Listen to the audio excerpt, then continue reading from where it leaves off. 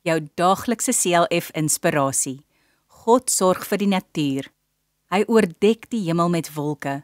Hy voorsien die reën vir die aarde en laat gras op die bergland uitspruit. Psalm 147 vers 8. Niemand kan soos God wees nie.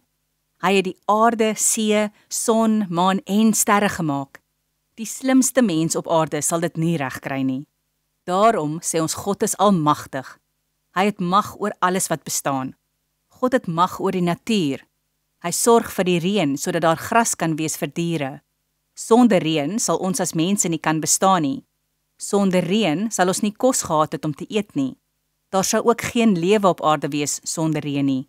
As jy weer eendag sien hoe die reën val, sê dankie vir die Here. Ook as die gras na die reën begin groei, weet dat dit alles van God afkom. So sorg God vir alles wat op aarde leef.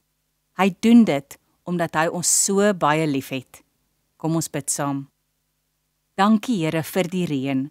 Gee asseblief reën in hierdie gedeeltes van die land waar daar droogte is. Amen.